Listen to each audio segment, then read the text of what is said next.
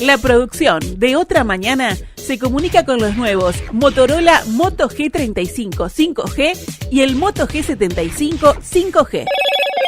Hello, Moto. El nuevo ministro de Economía y Finanzas, Gabriel Odone, asumió ayer su mandato en la cartera sin hacer anuncios, pero sí trazando algunos aspectos de lo que será su gestión. Se fijó acelerar la tasa de crecimiento, fortalecer la matriz de protección social y mejorar el sistema de seguridad, dotándolo de mayores recursos.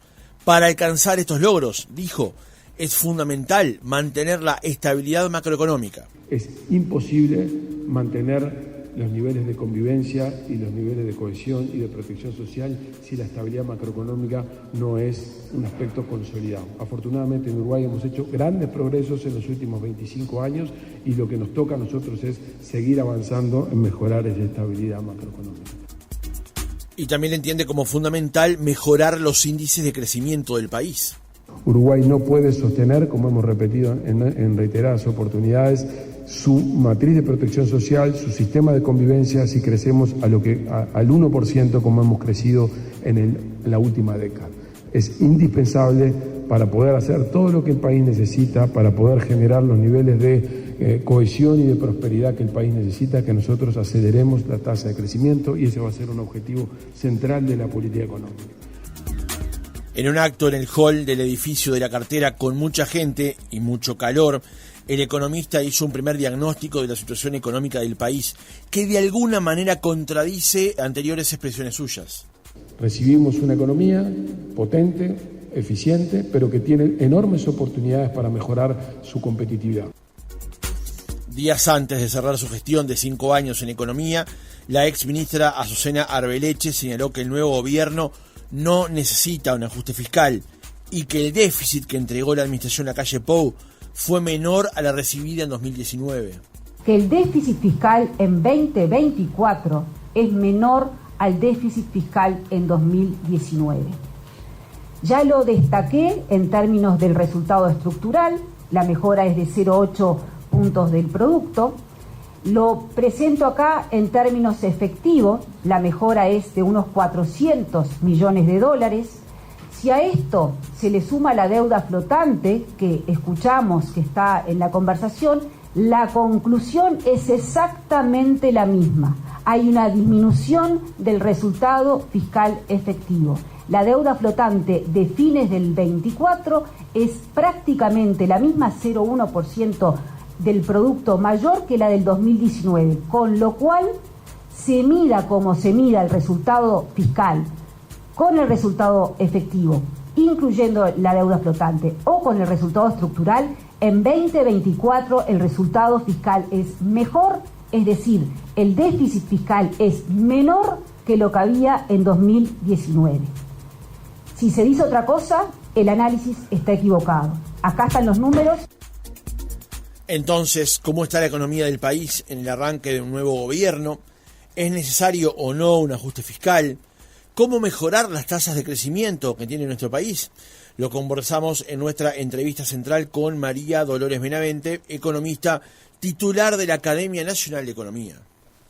Francisco Morales, Otra Mañana. María Dolores, ¿cómo estás? Buenos días, gracias por acompañarnos. Buenos días, ¿cómo están ustedes? Muy bien, muchas gracias por estar con nosotros en nuestra entrevista en este jueves. En primer lugar, María Dolores, para ir componiendo el escenario que pretendemos presentarle a la audiencia esta mañana, ¿cómo evalúas tú la gestión que se cerró económicamente hablando de Azucena Arbeleche, de Lacalle Pou, en el quinquenio que terminó el pasado 28 de febrero? Bueno, creo que fue una muy buena gestión. Las palabras que tú citabas del nuevo ministro de Economía también lo reafirman. A veces los que somos más liberales nos quedamos con gusto a poco de que tendría que haber habido una reducción mayor del gasto público como la que se dio al inicio. Me parece que es importante como señal, más allá del resultado final, que si fue mayor, que si fue menor, que me parece que es una discusión que puede tener su importancia en términos políticos, pero en términos técnicos lo importante es que yo llegue a ese resultado con menor gasto público, porque De lo contrario, la actividad, la recaudación, todo eso va disimulando y hubiéramos querido un mayor ajuste del gasto público. Es muy fácil desde este escritorio decir eso, sabemos lo difícil que es estar en los zapatos de los distintos ministros, pero bueno, es una prédica constante y no puedo dejar de señalarla. Cuando hablamos de menor gasto y de menor déficit, si bien la discusión no debe pasar, como tú decías, por el índice, si esto 3.4, 4.1, 4.9, la pregunta es, ¿dónde está el gran descalce de la economía uruguaya de lo que hace tantos años venimos con un déficit fiscal? Sea más grande, más chico, más controlable, menos controlable, donde las empresas internacionales nos llaman más la atención, pero ¿qué es lo que lo genera? Bueno, a ver, en primer lugar, yo no soy experta en temas fiscales, para eso los remito a un trabajo de la Academia de Economía de Faros, que es el Centro de Análisis y Propuesta de la Academia, realizado por un equipo liderado por Gabriel Odone hace ya unos años, que se llama Fiscalidad y Ciclo Presupuestal. Y justamente él ahí analiza cómo el presupuesto gubernamental tiene ciclos, cómo es necesario hacer ciertos cambios estructurales. Proponía ya ese libro una regla fiscal un poco diferente de la que finalmente se aprobó, pero bueno, son insumos para una regla fiscal 2.0, como decimos nosotros. Y justamente esa pregunta es muy válida, porque cuando decimos, bueno, se incumplieron 2 puntos de la regla fiscal solo a último momento, hasta en 4 años se vino cumpliendo, ¿cuál es el plan de acción? Si esto fuera una auditoría, me toman 2 puntos de auditoría, bueno, ¿cuál es el plan de acción? ¿Qué plazo para reconvertir? No es lo mismo ajustar bajando el gasto que ajustar subiendo impuestos. Entonces, ese tipo de cosas me parece que son importantes. En cuanto a de dónde está la madre del borrego, yo creo que todos lo sabemos. O sea, hace más de 15 años había un estudio del BID que decía que Uruguay, en términos de población económicamente activa y en términos de población total, tenía 100.000 funcionarios públicos de más de los que tenía que tener. Eso no solo no se corrigió, sino que se agravó durante los gobiernos del Frente Amplio, y un poco se quiso estabilizar o mantener en la última administración de Lacalle Pou, pero lo cierto es que seguimos con ese exceso de funcionarios. Y eso no sería lo más grave. Lo más grave, hay un trabajo de Alberto Sayagués, que es otro académico, que él lo hizo en una presentación que hizo para la Academia de Economía también hace unos años. Están todos colgados en la página web de la Academia. Él decía que lo peor de todo es que tú tienes el Estado administrador, que es el que pone sellitos, la burocracia que uno asocia, el Estado pensante, que sería OPP, todas esas unidades, y el Estado empresario. Bueno, el Estado empresario tenemos dudas de cuánta empresa pública tiene que haber, tenemos que tener cementos, tenemos que tener correo, bueno, un montón de cosas para arreglar. Pero entre el Estado pensante, que en ese momento creo que era el 10% de los funcionarios estaban en el Estado pensante y el 90% restante estaban en el Estado administrador, esa es la ecuación que no puede ser. Porque el Estado administrador, máxime con lo que vivimos en la pandemia, que nos aprendimos que se puede hacer todo por electrónicamente, claro, ese Estado administrador debería reducirse drásticamente, con planes, gradualmente, como le gusta decir a la gente, a la uruguaya, bueno, todo lo que quiera. Pero lo cierto es que nadie se anima a hincarle el diente. Ni Tabaré Vázquez, cuando dijo que era la madre de las reformas que iban a temblar las raíces de los árboles, ni Valle en su momento, cuando publicaron todos los sueldos y los cargos de más que había en el Estado, nadie se ha animado a hincarle el diente. Entonces, me parece que si tuviera que centrar la madre del borrego, por decirlo de alguna manera, está en que tenemos un Estado administrador, o sea, un Estado de la parte burocrática excesivamente grande, y falta gente, ¿verdad?, en la parte del Estado pensante.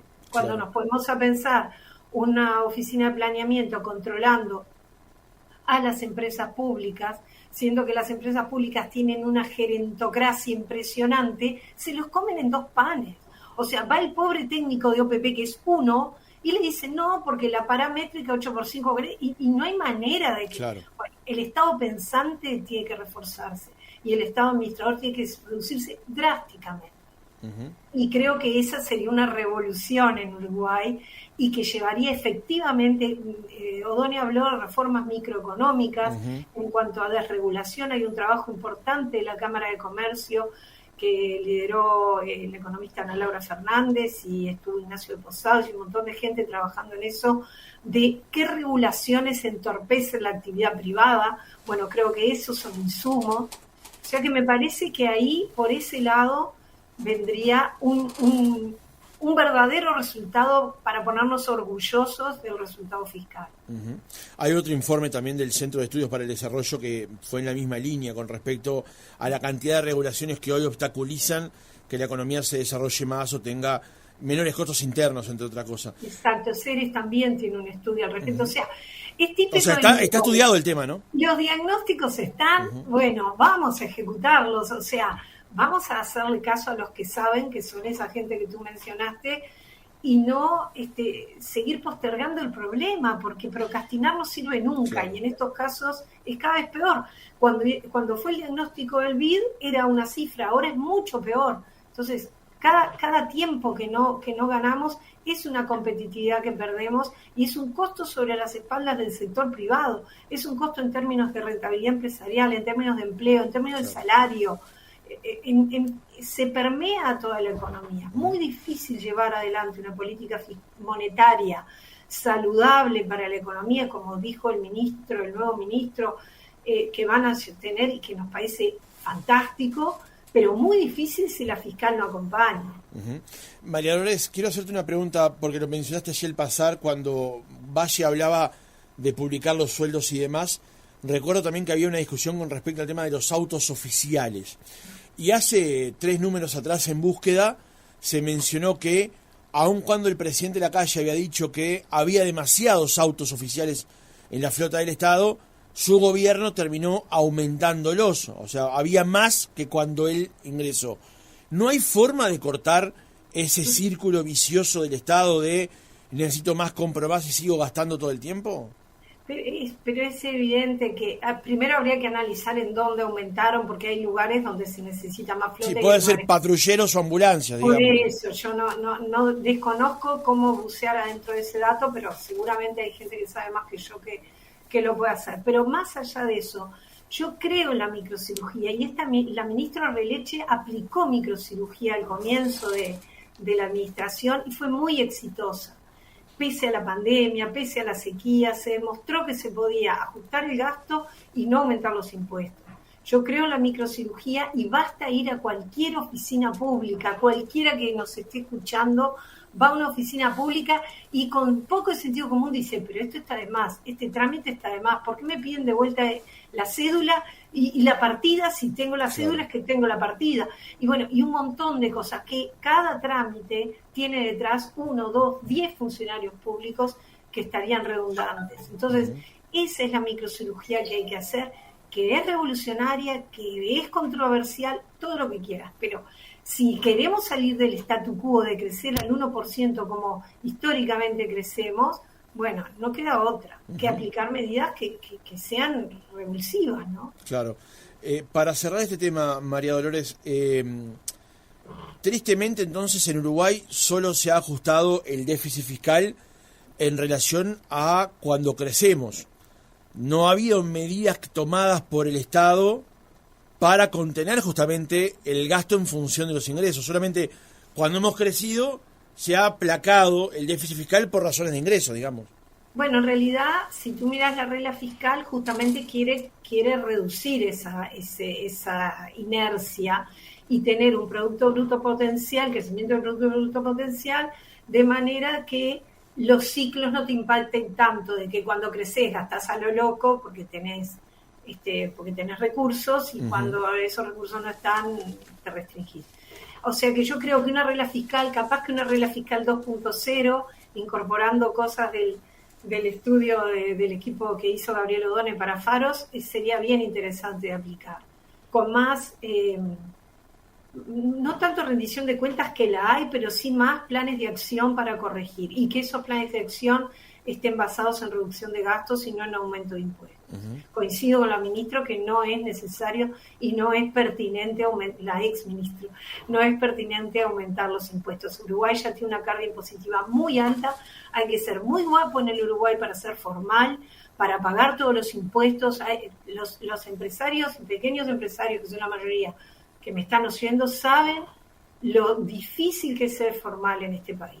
Y los asalariados, los trabajadores saben la brecha que hay entre el salario que le paga la empresa global y lo que él recibe en su bolsillo. Claro. Porque el resto va en seguridad social, lo cual es lógico, pero también, de alguna manera, que este impuestito, que esta cosita, que el FONASA, que esto, cuando querés acordar, hay una distancia enorme entre el salario que paga la empresa y el salario bolsillo del trabajador. Entonces, cuidado con esas cosas. Hay países que el aporte patronal no existe o es mínimo y eso fomenta el empleo, pero para hacer eso hay que reducir el gasto y siempre terminamos de la misma noria, ¿no? Ahora, María Dolores, cuando Odone habló hace un tiempo atrás de que Uruguay requería de una consolidación fiscal, esas fueron sus palabras, aquí buscamos traducir eso. Consolidación fiscal es ajuste fiscal. El ajuste fiscal tiene básicamente tres formas, digamos: aumentar ingresos, disminuir gastos o un mix de las dos cosas. Tú mencionabas recién que no sería prudente ir por el camino del aumento de impuestos. Sin eso, el otro camino que queda es reducir gastos. Y cuando uno va a reducir gastos, a cualquier ministro que va a entrar y le dicen que va a tener que gastar menos que lo que gastó el anterior, le genera un conflicto. ¿Ese es el único camino que queda entonces, sin aumentar impuestos, es reducir gastos? Lo que aconsejaría a la ortodoxia es reducir gastos. Uruguay no puede soportar más impuestos. Eso es así. Entonces, de ahí a que se pueda hacer, ya le digo, muy fácil para mí desde mi escritorio proponerlo, pero es lo que se debe hacer. Y al respecto le quería señalar que nosotros en la academia hace 18 años, creo, sí, que tenemos el Premio Academia Nacional de Economía para jóvenes estudiantes o profesionales recién recibidos. Y el del año pasado fue justamente qué tenemos que hacer para duplicar o mejorar el crecimiento potencial del país. Y ahí 10 jóvenes sacaron distintos premios. Primer premio fue compartido por 4 jóvenes de distintas universidades, Alesina, Paso, Sainz y Vidal. Después segundo premio, Brato, después Bentancur y Cabrera, y después Avellaneda, Severi y Mascheroni, creo que era el otro. Esos chicos que trabajaban en ese premio, el primer premio fue 65 propuestas para duplicar el crecimiento potencial de Uruguay. La parte fiscal está muy jugosa, así que les aconsejo, si lo pueden leer, está en el sitio web de la academia, pero es muy importante. Pero no solo eso, porque el ministro se refirió a los desafíos que enfrenta y que para esos desafíos hay que crecer más. Eso es súper compartible, ¿no? Súper compartible. Y para crecer más no solamente es mirar la política fiscal, la política monetaria, pero también hay que mirar la inserción internacional. Claro. ¿Qué nos ha pasado a nosotros? ¿Qué revolución hizo Beck Villegas en septiembre del 74?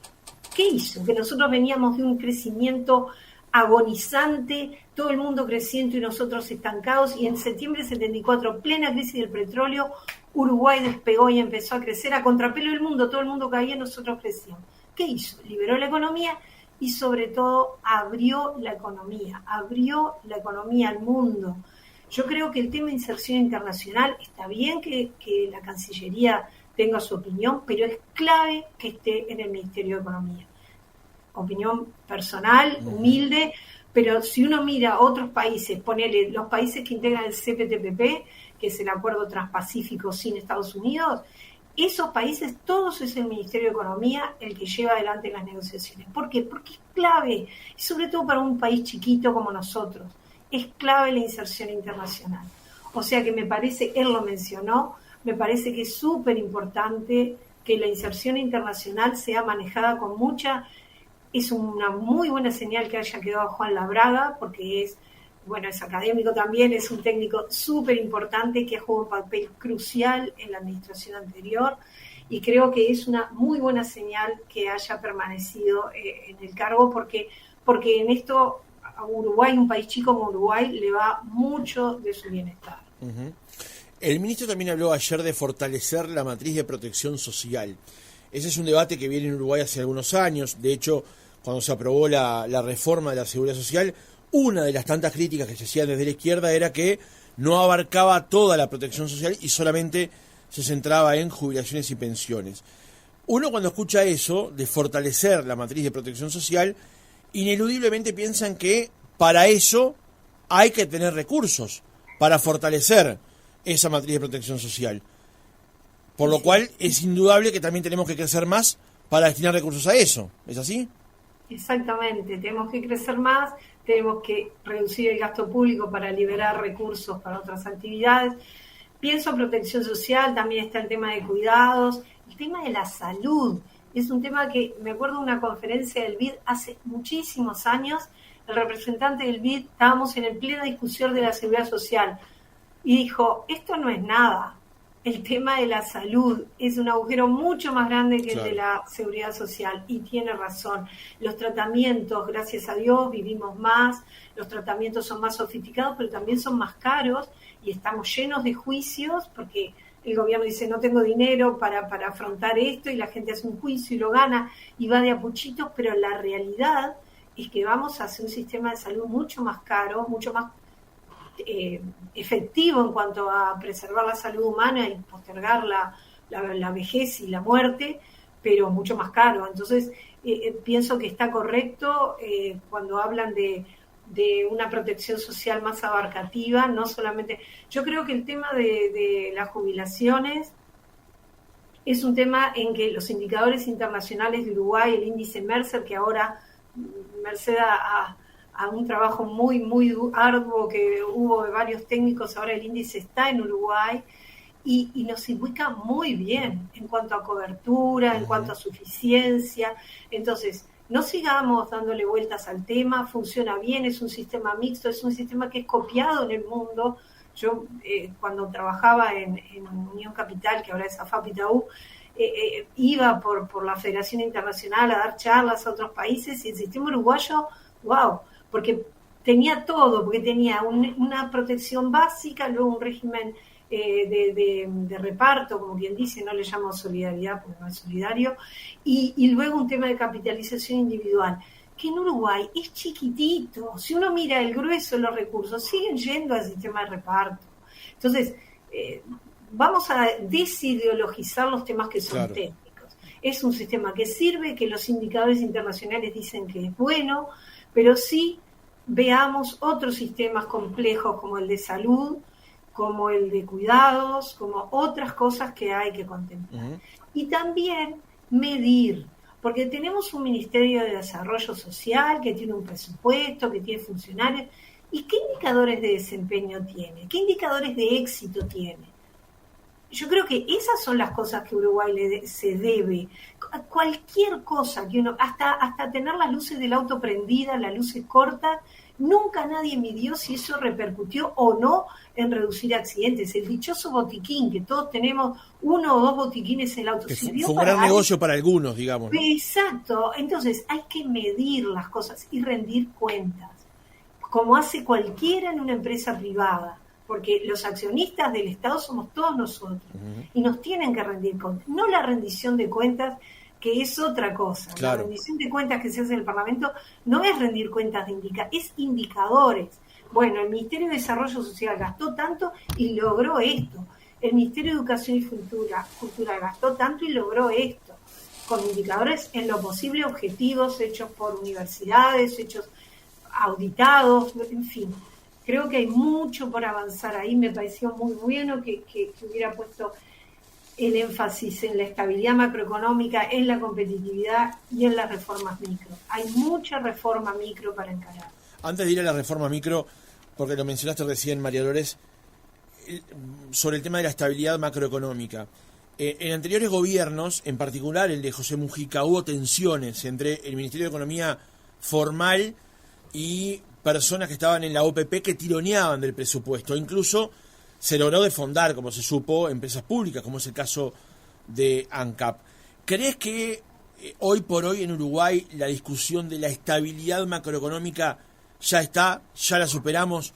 Todos sabemos que no podemos ir por un camino a la Argentina en ese sentido, o todavía hay resabios de aquellos que piensan que endeudarse para ciertas cosas está bien, o tomar ciertos dineros de la gente está bien. ¿Cómo es ese debate? Yo creo que una cosa es el debate a nivel de la opinión pública, o que de repente no tiene los elementos como para analizar, y otra cosa es el debate a nivel técnico, y a nivel técnico no hay duda de que la estabilidad macroeconómica beneficia a los más pobres, beneficia que no haya inflación. ¿A quién beneficia? El que es rico tiene maneras de protegerse de la inflación, el que es pobre no, porque cobra su sueldo en pesos y los pesos cada vez le valen menos. O sea que la estabilidad macroeconómica es un activo que logramos conseguir con mucho sacrificio y que hay que mantener. Y eso me parece que es un compromiso muy importante. Ahora, te hacía esa pregunta porque cada cierto tiempo, cada vez menos, pero cada cierto tiempo, hay personas que piensan que es bueno echarle mano a las devoluciones de IRPF y de IAS, o que Uruguay podría endeudarse 2 o 3 puntos para hacer rutas u hospitales. Sí, también querían usar el dinero de los fondos de pensión para cuando estaba lactosa. O sea, eso no tiene color político. Exacto. Todo el mundo, iluminados aparecen por todos lados. Exactamente. Pero esa discusión quedó superada. Y vuelvo a insistirte con esto porque los remesones políticos que hoy vive la Argentina son parte de una inestabilidad macroeconómica que es difícil de entender cuándo nació, pero que terminó afectando la parte política. Exacto. Es verdad. Además que como la economía es una ciencia social, todo el mundo se siente con derecho a opinar y es legítimo, pero lo importante es que a la hora de la toma de decisiones se tomen con criterios técnicos. Este equipo nuevo de economía es potente, está formado por técnicos de primer nivel, o sea que ahí no hay duda. Incluso me cuesta encontrar algún técnico que hable en el sentido de, bueno, no pasa nada, nos endeudamos. Eso a la larga se paga en el futuro, capaz de nuestros hijos, nuestros nietos. Hay un chiste muy famoso que estaban 2 personas y uno decía, me parece que este plan del gobierno viene con endeudamiento. ¿Y por qué? Dice, porque el Fondo Monetario pidió para hablar con los nietos del equipo económico.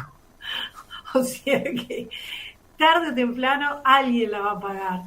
Entonces, me parece que a nivel técnico ya esa discusión no se da.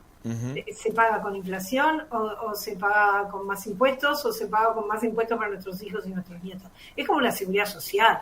Sí, yo me la quiero llevar toda hoy, quiero tener la jubilación que tuvieron mis padres o mis abuelos, pero sé que les estoy dejando una bomba de tiempo a mis nietos y a mis hijos, entonces no. Creo que esas cosas ya no se discuten en el mundo y en Uruguay cada vez menos. Otra cosa que anunció ayer el ministro Odone es que su intención es generar más recursos para volcarlos al tema seguridad pública, que es, según las encuestas de opinión, el tema que más afecta a los uruguayos. ¿Entendés que eso es el camino correcto en ese sentido? Teniendo en cuenta que, como hemos mencionado acá, es necesario crecer más, pero todos los sectores pueden demandar más dinero también de ese mayor crecimiento, digamos. Pero hay necesidades y urgencias, como por ejemplo la seguridad. ¿Cómo ves este punto en particular? Bueno, hay un trabajo que lideró Sanjurjo, que otra buena noticia es que queda Sanjurjo en el Ministerio del Interior, y que la Academia de Economía trabajó marginalmente, más bien analizando los números de las propuestas de ese famoso libro blanco. Hay mucha cosa para hacer que no necesariamente requiere más recursos. Sí, más personal, pero creo que la dotación de policías por persona, por población, es bastante buena en Uruguay. Lo que sí, ese trabajo más bien se enfocaba en el sistema penitenciario, que está demostrando que no es eficiente. Tenemos unas tasas de prisionalización altísimas, las prisiones son una escuela de delito, que sí, todos lo sabemos, la reincidencia ronda el 65-70%, entonces, bueno. Ayer el ministro Negro incluso dijo que el sistema carcelario en Uruguay es parte del problema y no de la solución. Claro, pero entonces, fíjate qué linda ecuación que tendríamos para hacer. Si la reincidencia es 65-70% y cada preso nos cuesta, según los últimos estudios, 40.000 pesos por mes, yo podría gastar en un plan hasta ese punto de equilibrio. O sea, si yo logro bajar la reincidencia un 10%, puedo bajar ese 10% multiplicado por los 40.000 pesos por mes, por cada preso, Entonces, no necesariamente es más plata. Puede ser una reingeniería, que es lo que está proponiendo el libro blanco. Pueden ser más medidas alternativas, que tienen un costo muchísimo menor. Hay un montón de propuestas en ese libro que están bien interesantes. En el cierre, o acercándonos al cierre, María Dolores, uno de los activos del gobierno que terminó fue haber controlado la inflación. De hecho, hoy es la portada del Observador, que lleva 21 meses dentro del rango meta.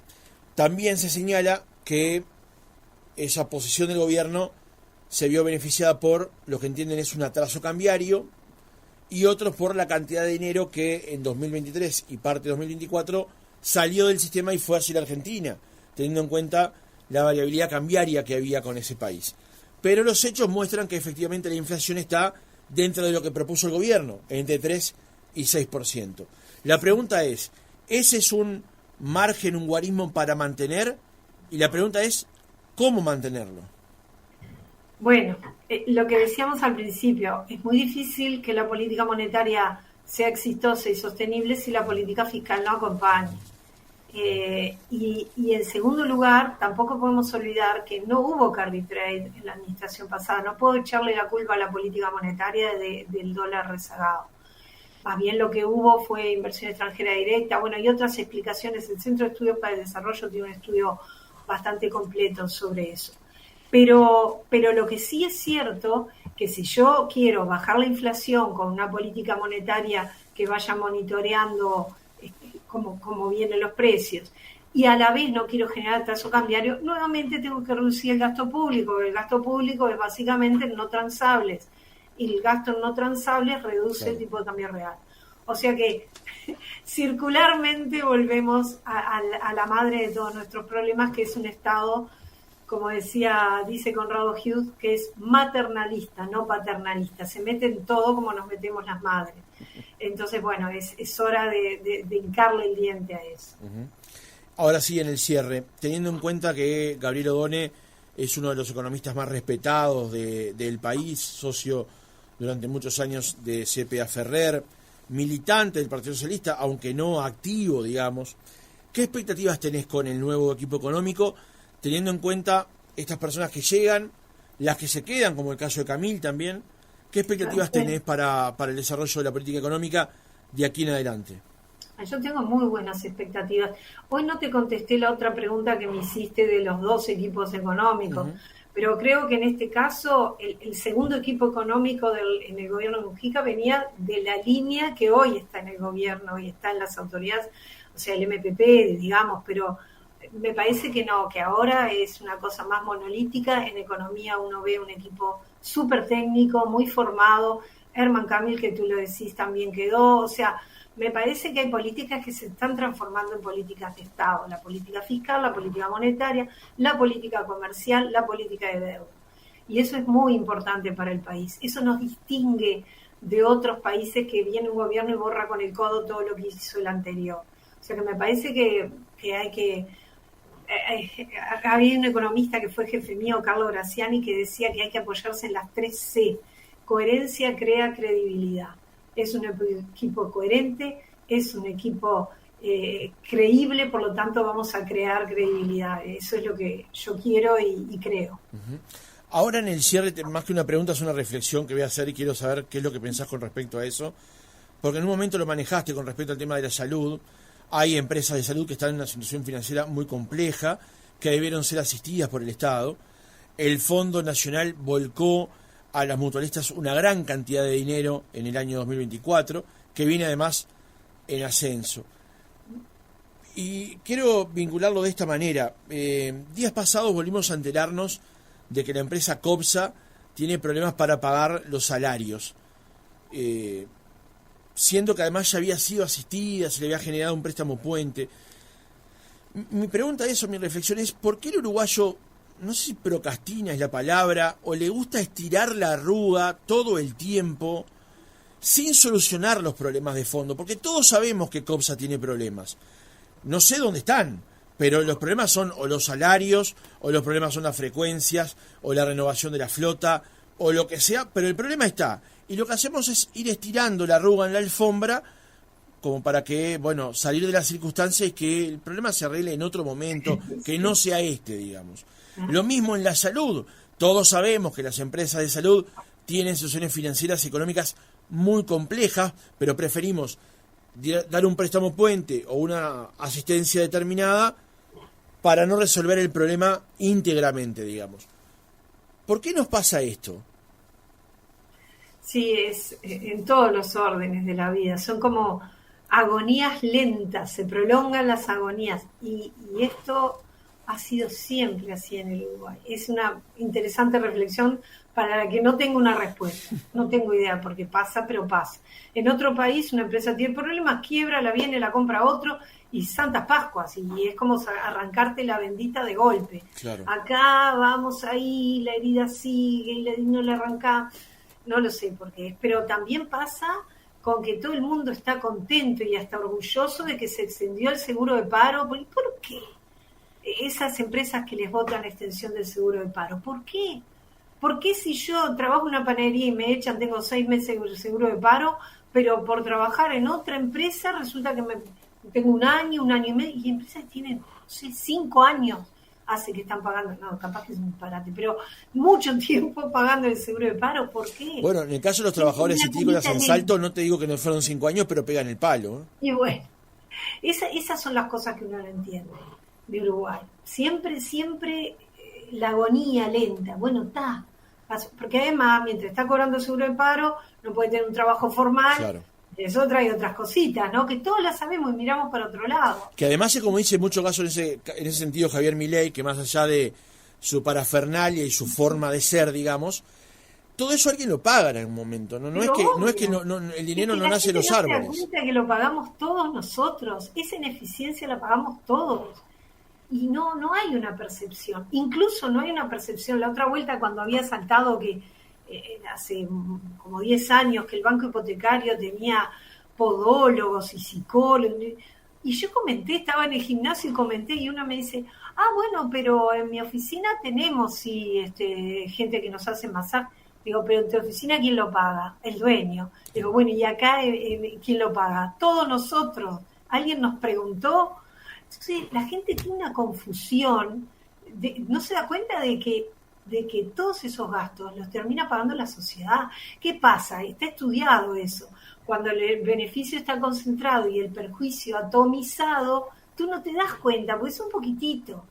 Y el grupo de presión presiona porque el beneficio lo tiene concentrado. Entonces, ahí donde está la rendición de cuentas, ahí donde está que la gente tiene que informarle a los dueños del Estado, que somos todos nosotros, en qué se gasta, cómo se gasta y qué indicadores de desempeño hay. Tal vez esa discusión ha quedado más clara recientemente cuando se ha intentado que los trabajadores públicos tuvieran un sistema de repago de los días de enfermedad similar al sector privado. Y obviamente han llevado la discusión a escenarios internacionales, ¿no? Y sí, se armó una bataola espantosa, pero es tan obvio, ¿cómo puede ser eso de que hay gente que tiene derecho a enfermarse distinto que otra? Bueno, si vamos a mirar los regímenes diferenciales del sector público con el privado, nos matamos. O sea, habría que equiparar todo el sector público a lo que pasa en el sector privado, porque si no es como que hay ciudadanos de primera y de segunda. María Dolores Benavente, economista, titular de la Academia Nacional de Economía, gracias por haber estado otra mañana con nosotros. Gracias a ustedes, un gusto.